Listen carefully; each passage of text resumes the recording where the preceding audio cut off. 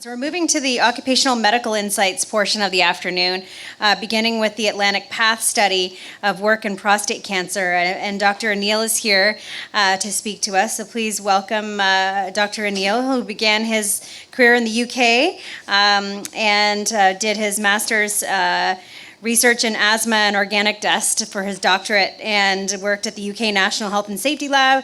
He was the chair of the World Health Organization in occupational health. Was out east. You're going to hear about it. Is now head of OCMed at St. Mike's and the Department Division Director and Associate Professor of Occupational Medicine at the U of T. So welcome, Dr. O'Neill.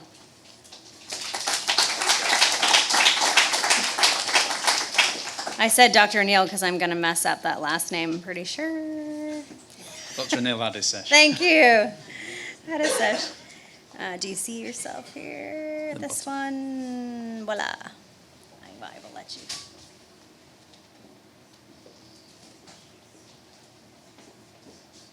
Oh, sorry. Do you know how to, I have the presentation. Oh, can you make it up? Yeah. I have it up, but I don't know how to switch it. Oh, He's got it. Got it. Okay, thank you. Thanks very much. So yes, I'm going to talk to you about work in prostate cancer, and in particular this study, which is a study that acknowledged our funders, which was Prostate Cancer Canada, and also partnered with New Brunswick Health Research Foundation, who also provided some matching funding there. So the question was, is environmental exposure to cadmium, arsenic, or other metals associated with increased likelihood of prostate cancer? So I am an occupational physician, an occupational researcher. It's difficult to get hold of occupational populations, but the Atlantic Path study has a large general population of 35,000 people that participated in the study. And there's access to exposure data, which I'll tell you about in a moment. It's unusual exposure data. So it's the Atlantic provinces. In case you've forgotten where the Atlantic provinces are, they're out east. And that's what they look like on the map. So Newfoundland, Labrador, PEI, Nova Scotia, and New Brunswick there. So they're a good place to study cancer and prostate cancer because they have some of the highest rates in Canada. The Canadian average rate there is 114 per 100,000 men. So you can see, apart from Nova Scotia, they've got higher rates than average quite substantially. For some comparison, though, there are differences in prostate cancer by racial characteristics. And in US African American men, they have the highest rates at 272 cases per 100,000, whereas lowest rates are found in Asia. So in Japan, they're 1.9 cases per 100,000. So, that tells you that there's, likely some genetic factors going on there. But the other interesting thing is when people move, so if somebody from Japan moves to America, they can start to get rates more like Americans, depending on what age they move at. So there's environmental factors as well. So why look at cadmium? Well, there's been a number of studies previously, and this shows you 8 studies. These are cohort studies that have been done previously, and you can see, if I move the pointer over, is it going to show me the pointer? No, I haven't got a fancy laser like Paul had previously. So anyhow, the diamond there at the bottom shows you the meta-analysis, which is indicating there that it's indicating that it's on the side of significance at 1.66, and the lower bound there at 1.1. So that's in those cohort studies. 7 of those cohorts were occupational cohorts. And if you add into that these other studies, there are 9, I think it is, case control studies there. And if we're looking at those case control studies, there's these 2. And the one by Platts, done in 2002, was an American study. And you can see that's the one that's on the other side of level of significance there. So that one wasn't significant, didn't find an association between cadmium and prostate cancer. On the other hand, the one by Vincenti from Italy in 2007 is well on the side of positivity, with a rate approaching 5, odds ratio of 5. Now, those two studies were also done with an exposure measure, and the exposure measure in that case was toenail samples. Some of the other studies did have some urine measurements, but the occupational cohort studies, again, lacked exposure data. This is, there may have been some workplace measurements, but then, you don't get to make workplace measurements on everybody, so you end up attributing measures to others that are maybe in the same job category or workplace or whatever. Whereas these two studies, they had direct measurements from the cases and controls, and there were toenails that they'd used.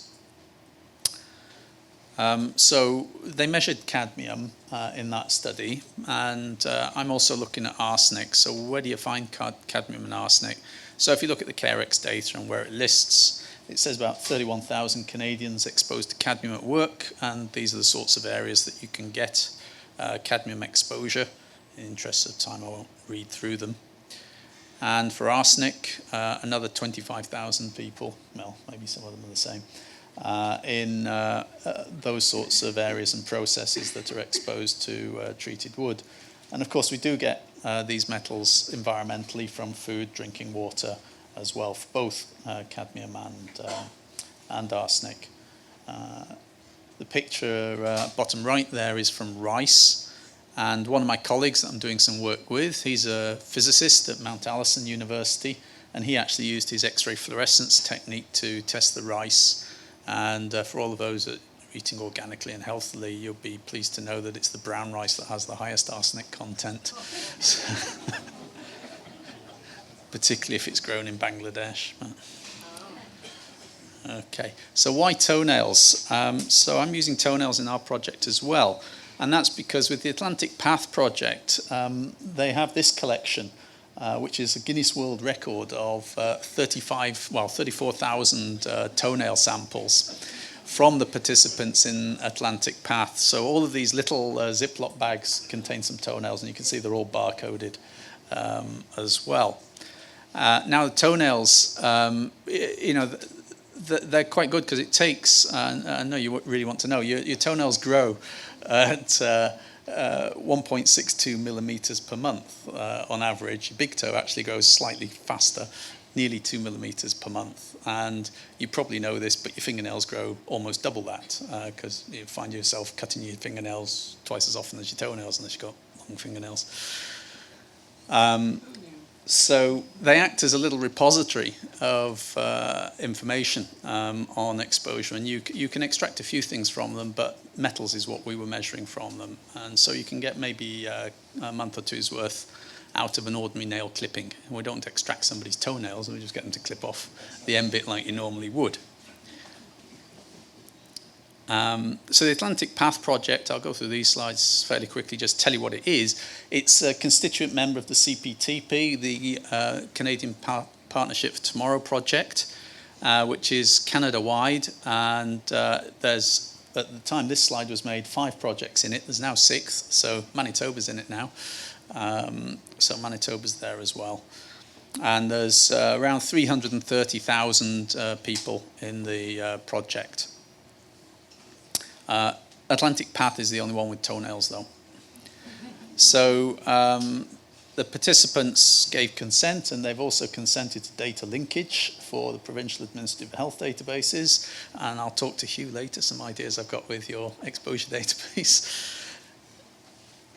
And they gave questionnaire information on all of these areas. And there's also some measured anthropometric information on individuals, and there's biosamples. And you can see the numbers in blue relate to the Atlantic Path project, the one that I am involved with in particular. So the 32,418 toenail clippings, as it says there, are unique to that project. But you can see there's DNA samples as well, and urine samples also. So what are we doing? So we've got 149 prevalent cases of prostate cancer. So these are people who'd reported that they'd got a diagnosis of prostate cancer. These people that were given toenail samples, and 56 cancer cases with urine samples. 50 of those have got both. So our objectives are to look at the toenail and urine cadmium concentrations in the prostate cancer cases with age-matched controls, obviously sex-matched, and evaluate that also for arsenic in the same way. And because the study goes on to follow these people up, we've got data that's already come in now. At the time that we started the project, the follow-up study hadn't been completed. It's now been completed. So we've got the follow-up data in, and depending on when people first entered the study, it's between 3 and 8 years after they first entered. And in that time period, we calculated we should have about 100 new cases of prostate cancer. We've got 108 cases, so we're matching those also with age-matched controls. So we've got two things. We've got the cases of prostate cancer that existed when people first came in the study, they reported they got it, and then over the follow-up period, new cases, the incident cases. So I've got some initial results. You're the first people that have seen these, so these are raw data, and we'll need to do a little bit more work with this, but the initial answers that we've got there is you can see that when we've allowed for family history is significant, so it's giving a 3 times increased risk, the odds ratio there, and that's consistent with other studies that have been done for family history of prostate cancer. So having a close relative with a history of prostate cancer gives you a 3 times increased risk, so we've replicated that. As far as the arsenic and cadmium goes, just looking at the figures that we've got there with this cross-sectional bit, and we've got some further statistics to do yet on this, but there's no substantial difference that we're finding between the cases and controls for arsenic and cadmium. The arsenic that we're looking at in this, though, is total arsenic. In some other studies that we've done with my colleague, toxicology colleague, Jong-Sung Kim, who was in the picture with me before, we've done some analysis looking at what's called speciated arsenic, and the arsenic species, in particular methyl arsenic, seems to be more related to cancer than the total inorganic arsenic. So we're waiting to have a look at the speciated data for the arsenic also. Now, if we look at the range of levels that we got for arsenic and cadmium, dividing them up into quintiles, so into 5 periods there, you can see how they disperse between the cases and the controls. So it gives you the idea of, this is in micrograms per gram of toenail that we've got. The equipment on this side is the ICP-MS, so inductive coupled plasma mass spectrometer that my toxicology colleague uses to do the analysis. So you have to digest the toenail in boiling nitric acid and then put that into the mass spec to quantify. And in case you're wondering how it compares with the Italian study that had the levels there, they divided theirs into quartiles, and you can see in their upper quartile there, the level was also in micrograms per gram, greater than 0.03, and our upper bound there is greater than 0.05. So it looks as though we've got a similar dispersion. And we'll have some additional results, as I say, once we've added in the incident cases that we can add to this and also analyse separately. So we've got some further work to do with the arsenic speciation. The graph down below just shows you the 5 species of arsenic that we'd usually look at. There's arsenobutane, which is found largely in shellfish and fish. Arsenite, the 3 valence form, and then 2 metabolites there, dimethyl arsenic acid and monomethyl arsenic acid, the MMA. It's the MMA that we found seems to be more associated with other cancers when we've looked at it, and arsenate, the 5 valence form. One of the other things we've been doing, working with a colleague who's a geologist, and he uses a laser for looking at the mineral content of rocks. So we've been doing some work on the side with him, where he's been using his laser to measure arsenic in our toenails. So those are the toenails on a glass slide there, and that goes under the laser that's in the top there. And we took 60 toenails with differing arsenic concentrations from low, middle, and high. And you can see that when he's plotted them out, we can differentiate between them using the laser technique. He calls it burning craters in the nail. His craters are only 10 microns across. And amazingly, you can get about the analysis of about 20 metals out of the fume that comes out of that laser ablation, which I find very surprising. I just also wanted to mention this study that we've worked on, which this was a medical student from Dalhousie University, Smriti Singh, who did this. And so this was using the CanCheck data, census data, linked to the Canadian Cancer Registry. And so looking at prostate cancer in that, we had 28,610 cases of prostate cancer between those dates. And if we look at the causes, occupational causes of cancer, before I just give you her results, this is a sort of quick summary of it. So this review, 2014, was suggesting there was evidence to implicate some metals, toxic metals, whatever metals those are. I think it's a strange term, but anyway. PCBs and PAHs. And IARC had also done a summary in 2012, and they looked at cadmium compounds. It was on the basis of lung cancer, and they noted a positive association with cadmium and kidney and prostate cancer, although not sufficient in itself. And for arsenic, they also noted that there was evidence on prostate cancer suggested the possibility of a causal association, but they couldn't rule out bias or chance. So the question was in some doubt. So hence the logic of us in our study looking at cadmium and arsenic. Parent and Simiataki, they also concluded plausible that certain pesticides, herbicides act as hormone modifiers and may modify the risk of cancer. And again from Montreal, Sauvé, Love and Parent in their Montreal study reporting an excess of prostate cancer in forestry workers and policemen. I draw that one to your attention from what I'm going to say next, and the admin workers. And that's in the students project there. As you can see that in these occupations there was an increased risk, and that's been reported in others. And that may be the fact that these are associated with higher educational status, and it may be that people of higher educational status are getting checked for prostate-specific antigen. So it may not be that there's a true excess in those, but maybe they're accessing healthcare, and it's coming to light that may not have otherwise caused them problems. When we look at, and those are the 2-digit major occupational groups, if we look at the 4-digit groups there, what we can see is the library clerks there. It looks high, but it's only a very small number. But comes up again. It was there in that previous study from Montreal, and police officers, and this is a different group because this is the Canadian census data, and it's showing an increased risk in police officers there. Also the telecommunications and line cable workers.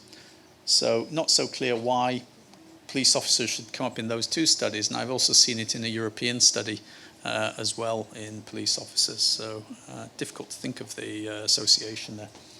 So thanks very much to Smriti Singh and Ted McDonald as well, and my colleagues Gabriella Illy there. So I'm finishing there. So. Thank you. Thanks. Thank you. Are there any few questions while we get Ron up here? Thank you so very much. While we're looking for Ron to come up, are there any questions from the audience for Dr. O'Neill? Well, thank you. You'll be sticking around, I'm sure. Okay, thanks. Do you want me to get Ron's? Oh, sure. So come on up, Ron. Do you know what it looks like? And we are going to beg your forgiveness again. We are running quite a bit behind. Our Health Canada speakers have arrived, but we would like to ask your permission to have you exit as you wish for breaks. There are lots of snacks up there and going to the washroom, but we're not going to take an official break in time. Hopefully you can hang in there for a stretch and relax. Dr. Ron House is going to speak to us from St. Mike's Hospital and also an OCOW physician. HAVS incidence, causation, and prevention. Thanks, Ron. Thanks very much, Kim. So I changed the title slightly, but it's still consistent with what you wanted. So this is a common problem that we see in the clinic at St. Mike's. I've been involved in clinical assessment of halves and in research for over 25 years. So I'm just going to give you some recent insights and updates about this condition. So it's standard practice in medical presentations to have a conflict of interest statement. And I always say I have no conflicts to declare. I've noticed that I'm the only one to have done this today, so perhaps I have a guilty conscience, but nonetheless, no conflicts. I'm going to go over the vascular, neurological, and MSK components of halves. I think some of you may not have heard much about this condition previously. And then I want to identify some other clinical outcomes that have recently been found to be associated with hand-arm vibration exposure, and finally to demonstrate the need for increased awareness and prevention of halves. And I think the final objective is the most important. So what is halves? It refers to the health effects that occur due to hand-arm vibration exposure. So there are vascular, sensory, neural, and musculoskeletal effects, and I'll describe those in a second. And these effects may occur separately or in combination. So hand-arm vibration is a common exposure. We don't have any good estimates of the exposure in Canada, but the Bureau of Labor Statistics in the US estimates that about 2.5 million people are exposed to hand-arm vibration and are at risk of halves. In the table, I've listed some common sources of exposure in various industries and various types of tools. NIOSH has also estimated, and this goes back to 1998, but I think the estimate still holds, that about 50% of workers in the US exposed to hand-arm vibration will develop halves in the future or have already developed it. So it's a common condition, a common exposure, common condition. So in terms of the vascular effects, the main one is Raynaud's phenomenon in the hands. This is well described. The first description was in Italy in 1911, and there's been a lot of research done on that since. NIOSH reviewed the evidence more than 20 years ago and said there was strong evidence of a causal association, and the risk of the vascular halves is related to the duration and intensity of exposure. The latency can be quite short, less than 2 years with high exposures.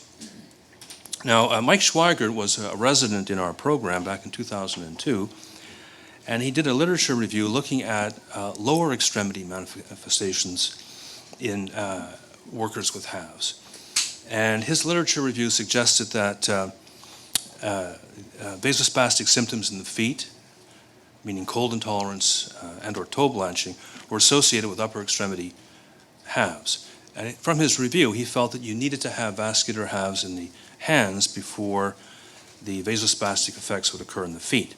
The mechanism isn't entirely known. We think there's some local and central stimulation of the sympathetic nervous system in workers with halves. We know their urinary levels of norepinephrine are increased, and there appears to be some systemic release of vasoconstrictors from damaged endothelial cells, and we know their endothelin levels are increased in saliva in comparison to controls. So we looked at this, we looked at our own data a few years ago.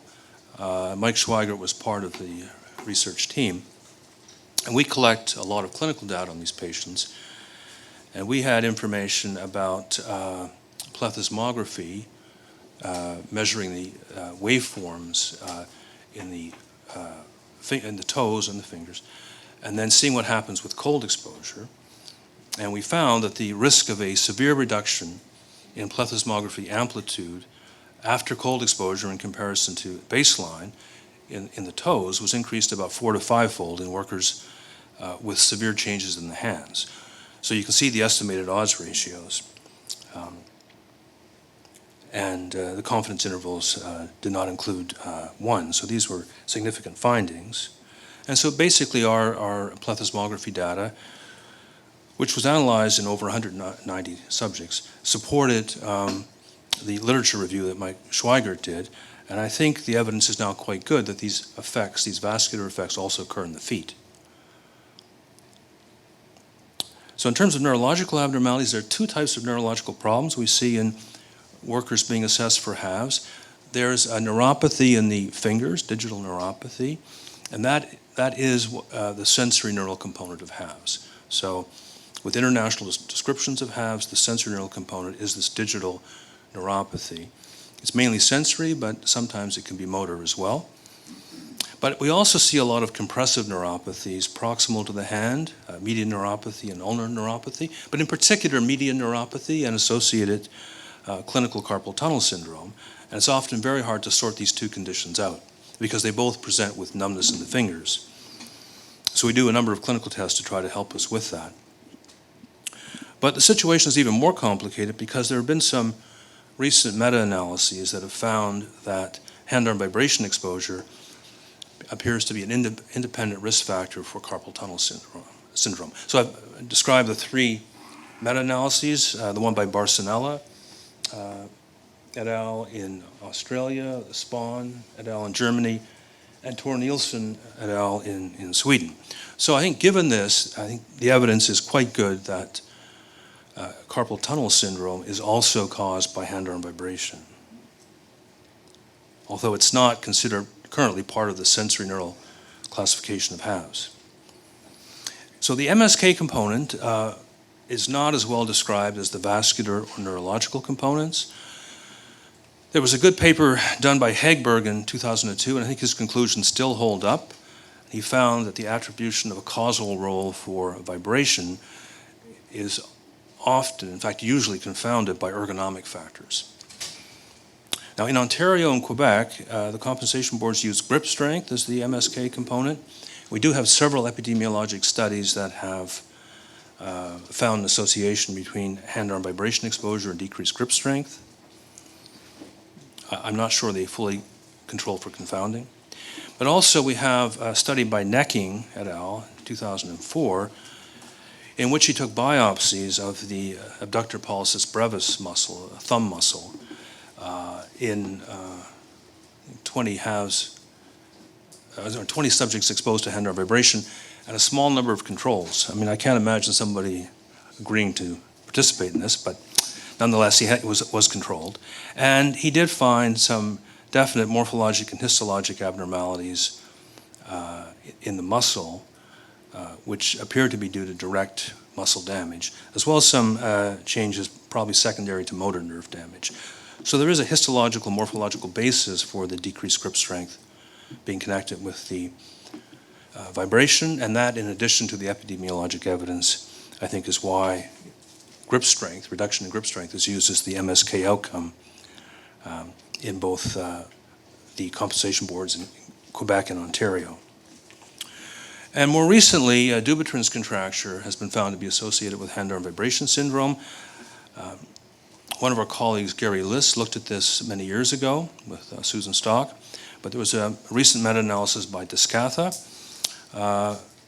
and his evidence supported both vibration and manual work being independent risk factors for Dupuytren's contracture. So you can see the meta-odds ratios were just above 2, and the confidence intervals did not include 1, so those results appear to be significant. Although I don't think any cases of Dupuytren's have been compensated yet by the compensation board in Ontario. So that's a brief overview of the health effects, some of the newer ones that have been associated with vibration. So I want to talk about the reporting and recognition of HAVs in Canada, because this is very problematic. We don't have any legislative requirements for health surveillance for HAVs in Canada. And the main source of information about the occurrence of HAVs is compensation board data. So I looked at the compensation board data over a 6-year period with some colleagues, Aaron Thompson from St. Michael's Hospital, Elise Turcot from Quebec, and Sammy Yoakum from British Columbia. So we collected data over a 6-year period, and you can see the results. There were 1,190 accepted claims for halves in the entire country over that 6-year period. So an average of just 198 per year.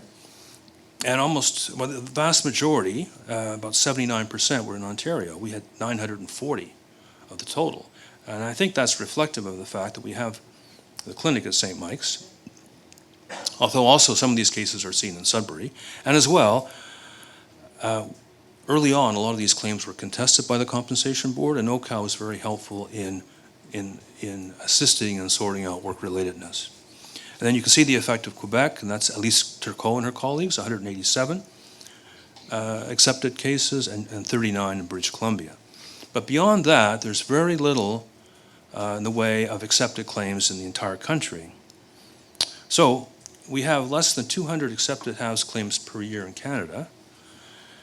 And we wanted to get some estimate of the number of prevalent cases of HAVS. So we used data from the US and extrapolated that to the Canadian population size. And with that, we estimated about 75,000 expected prevalent cases. And we used data from the UK, from Palmer et al. And from that, we had an estimate of about 144,000 expected prevalent cases. So you can see there's tremendous under-recognition and under-reporting of HAVS in Canada. So when we wrote that paper, we also looked at the legislation in Canada. So in Ontario, we have no regulations for hand-arm vibration exposure. In the other provinces, British Columbia and New Brunswick do have legislation that specifically mentions the ACGIH TLVs for hand-arm vibration. I'm not sure about enforcement, but in general, there's a lack of legislation to address the hazard of hand-arm vibration in Canadian workplaces. Now, what about in other countries? Well, the EU puts us to shame. They developed a European Union directive for hand-arm and whole-body vibration, which has now been adopted by all of the 28 member countries, soon to become 27. So they have, but the UK has adopted this as well. So they have an exposure limit value of 5 meters per second squared as an average value over an 8-hour day, what they call an A8, and also a daily exposure action value, which is half that, 2.5 meters per second squared. And when that level is exceeded, the employer has to put in place a control program to reduce exposure and train workers. In the US, there's no OSHA standard for hand-arm vibration, but the American National Standards Institute, ANSI, has developed a standard based on the EU directive. And also NIOSH is doing a lot of work on hand-arm vibration. On the engineering side, they're looking at exposures from various tools and also looking at the biodynamic response of the hand-arm system to incident vibration. And they're doing a lot of animal work using the rat tail model, which is a good model for the human finger, and looking at things like the frequency specificity of vibration and how that relates to vascular and neurological damage. So we're quite far behind, especially the EU countries. So this is the summary then of the current situation in Canada. A lot of workers are exposed to hand-arm vibration. The health effects are common. This is not esoteric. There's underreporting and under-recognition. Not much in the way of legislation. General lack of awareness of the hazard of hand-arm vibration, and also HAVS as a clinical entity that needs to be identified by clinicians. So an improved focus on education and prevention is needed. So in terms of prevention, the key thing is to reduce the vibration at source with anti-vibration tools, keeping the tools properly maintained with a regular maintenance schedule also helps, because when the tools are not well maintained, the acceleration levels go up. And also additional work practices can be put in place. I think the anti-vibration gloves are helpful, although there's a lot of controversy about this. But if you look at the new ISO 10819 certification requirements for anti-vibration gloves, which were put in place in 2013, they require, in the lower frequency range measured of 25 to 200 hertz, a 10% dampening, and in the higher frequency range from 200 to 1250 hertz, and a greater than 40% dampening averaged over that range. Also, workers are advised to grip the tool with the minimum grip force needed for safe operation of the tool, although that's more easily said than done. But when you grip too tightly, you increase the coupling with the tool and you increase the transmission of vibration. And regular work breaks and task rotation for administrative controls to reduce the time, and avoiding cold exposure and using thermal protective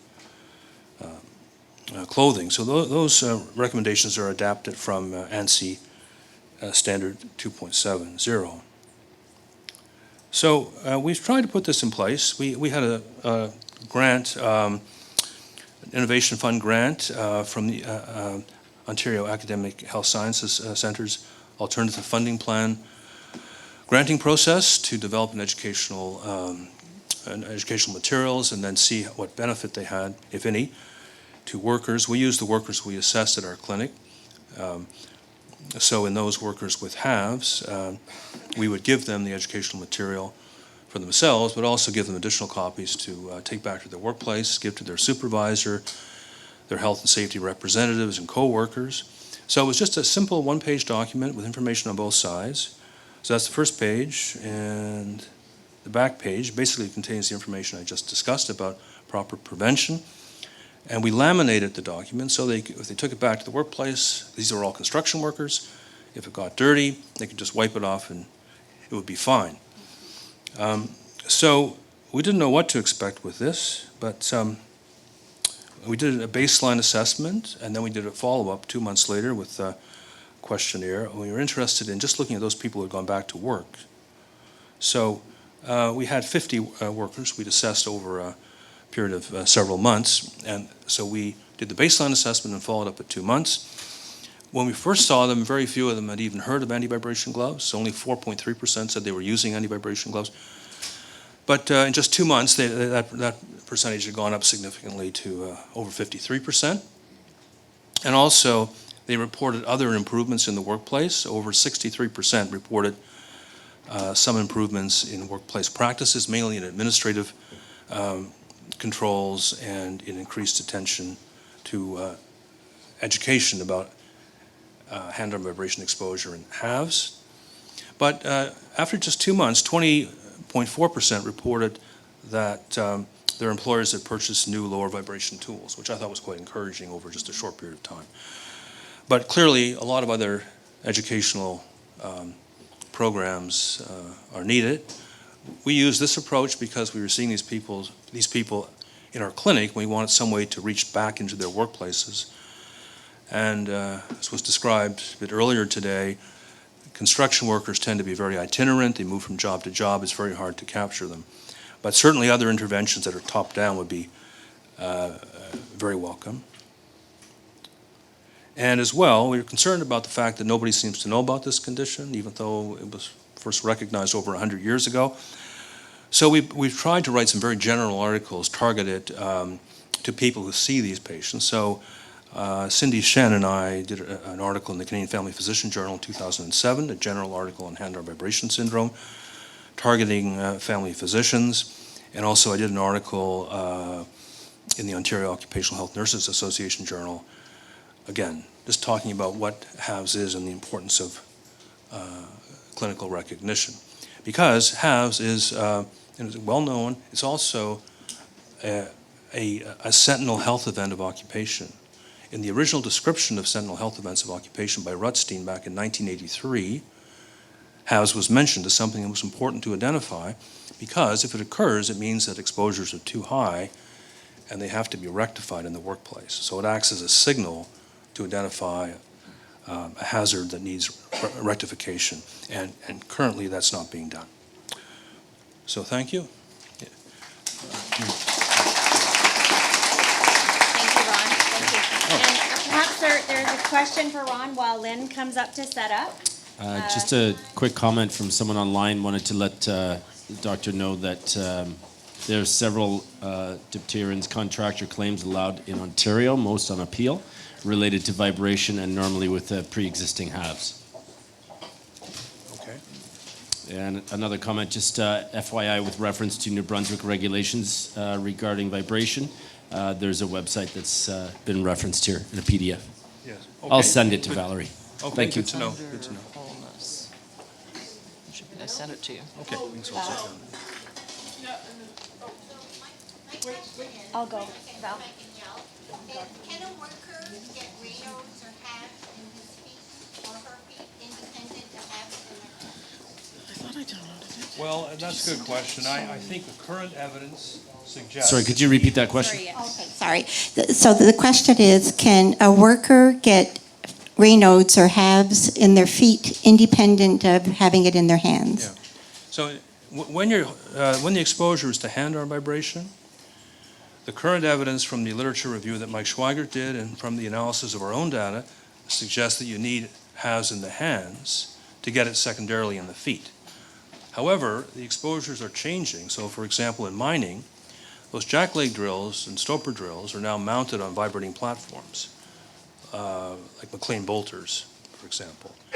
And so there is foot-transmitted vibration, which is occurring. And we are seeing people who are presenting with vascular symptoms and findings in their feet. And actually, we wrote a paper on this, and at the time, it was the first paper in the English language literature on foot-transmitted vibration causing Raynaud's in the feet. But for hand-arm vibration exposure, we think that you need changes in the hands before you get them in the feet. It's just up and down. It's just, Okay, perfect. Thank you. Thank you, Dr. House, and welcome to Dr. Lynn Holness from the Center for Research Expertise in Occupational Disease to talk about her patch test database. Thanks, and somehow I knew we were probably going to be running short on time, so my presentation isn't very long, and I'll actually probably just go over a few slides to help us catch up. So Ron, you're not alone. My disclosures, the funding for this work comes from the CREOD grant through the Ontario Ministry of Labour, and before that from the WSIB. So we know a lot about surveillance systems. I'm sure Paul talked about them this morning. They can be either exposure-focused or disease-focused, and they can come from multiple sources of information. So I think, as I say, you've probably heard about the work that's being done at OCRC with the large administrative databases, but they may lack specificity with respect to diagnosis. So another source, at least for some diseases, are clinical databases, which usually clearly have smaller numbers, but actually have a lot more detail about the diagnosis. So contact dermatitis is one of those diseases where we do have database information. The diagnosis is based on the appropriate history, clinical information, and also patch test results. And what we do when we're patch testing individuals is we patch them with generally a common set of allergens which are most likely to cause allergic contact dermatitis, and then we add additional allergens that may be specific to their type of work and workplace exposures. So just to remind you, this is a picture of an individual. He's having his patches applied, and then they stay on for 2 days, and you take the patches off. And if the person's positive, you will see something like this. So this is an individual which has multiple positives to acrylates. So that's what patch testing is.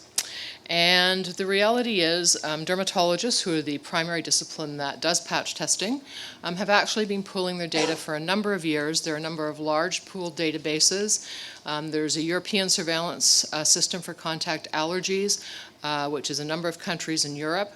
The Germans also have their own group, the Information Network of Departments of Dermatology, and for probably now about 25, 30 years, there's been a North American contact dermatitis group that Joel DeKoven, who works in our clinic, is part of. So some of our St. Mike's data goes into that North American group data. All of the databases clearly report clinical information, demographic information, the patch test results, and they do also have information about the work-relatedness. However, in spite of the fact they have that information, they have done relatively little analysis and reporting of the work-related or occupational patch test results. But on the other hand, because they've been in existence for a number of years, they have been able to show trends over time. And these are just some examples, and what I'm going to just direct your attention to is actually the entry from the German group, the IVDK. So methyl isothiazolanon is a preservative used in a whole variety of products, particularly personal care products and cosmetics. It initially was formulated with another isothiazolanon, and because of restrictions on the use of the combined agents, manufacturers started to use methyl isothiazolanon by itself.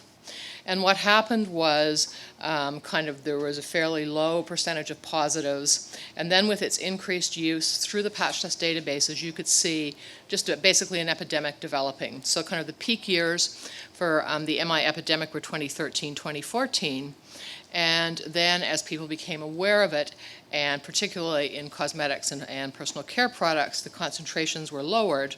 By 2017, 18, the overall numbers had come down, but what they were able to demonstrate with the German data, that there was continuing to be an increase in work-related contact dermatitis related to methyl isothiazolanon in painters.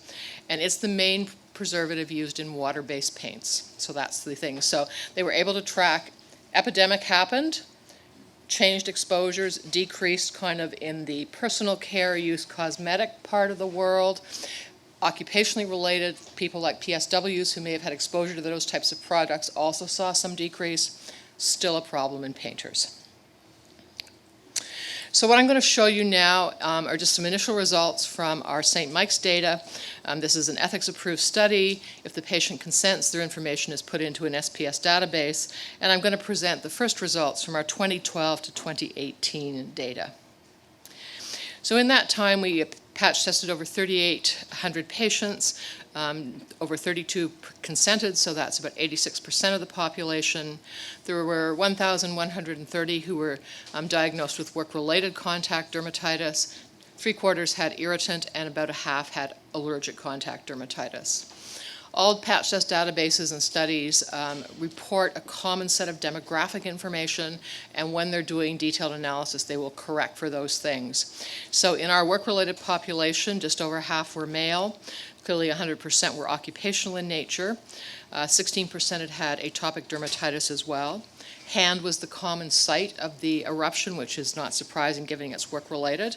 In the personal care use cosmetic ones, face would be much more involved. And you can see that 60% were over the age of 40.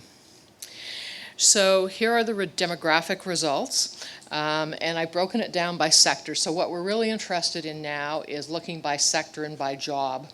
So these are the updated results, and I've provided them for the 5 sectors with the larger number of patients. And in addition to the clinical and patch test information at St. Mike's, we have always collected information on prevention and actually healthcare utilization in our population. So we're actually able to report the workers reporting of training in the workplace, do they have a joint health and safety committee, things like that. So on this slide you can see that age range was fairly similar. There was clearly a variation with healthcare workers only 8% being male, while in the other sectors that was much higher. Again, you can see some variation in allergic contact dermatitis, the ACD. Allergic much higher in construction, manufacturing, and services, whereas irritant contact dermatitis was much higher in the healthcare workers who do a lot of wet work, exposure to water, wearing gloves, which causes that irritant dermatitis. I think the other things that are interesting, we looked at how many people have lost time. Again, sometimes people, I think, don't recognize that dermatitis can have significant functional impacts. So you can see that pretty consistently across all the sectors, almost half of these individuals had lost time off work because of their dermatitis. And again, filing claims. You can see there's high variation. Now, after people have seen us, they may have gone on to file claims, but at the time we saw them, there was dramatic variation, with the highest being in the auto sector, where 87% reported filing claims, going down to a low of 22% in the services sector. So wide variation. So that just gives us information about what's going on with respect to WSIB filing and therefore underreporting. So these are the key patch test results. And again, what's interesting is you can see there's variation by sector. So from a prevention perspective, this is really useful information because it tells you, for instance, in the construction sector, you may not be worried about the acrylate, but you're certainly going to be much more concerned about the epoxies and chrome. So it starts to give us the ability to actually target the specific agents by sector. And we will also break this down by job, so we'll have even more specificity. These particular jobs, these are the allergens of importance. So just a few things to pick up. Thiaram is one of the rubber accelerators, so a key marker of glove allergy. And you can see it's kind of reasonably consistent across the sectors. Paraphenylene is black dye. You see it a bit in construction, but it's high in services. Those are hairdressers who have become sensitized to hair dyes. Epoxies, again, very high in construction and manufacturing, where they're more commonly used. Chrome, highest in construction. Two big sources in construction, chrome and cement. So unlike the European and other jurisdictions where they've removed chrome from cement, we have not. And the second source of exposure, a lot of construction workers wear leather gloves, and the leather's tanned with chrome, so they actually have two sources of exposure. The methyl isothiazolanon, again, primarily in the service sector, and then HEMA, which is an acrylate marker, again, highest in the service sector, and those are our nail technicians who have become sensitized to the acrylates in the nail products. So we're getting the infographics to summarize the information ready. Current work, so we are continuing to analyze this. We're going to break it down by the key jobs, and we will have both those some prevention information as well. And the other thing is we now have the NACDG data, all of their occupational cases for about 20 years. So we will be doing a similar analysis. There are about 7,000 cases in that database. So it'll be a much more robust database. We'll be able to look at many more jobs.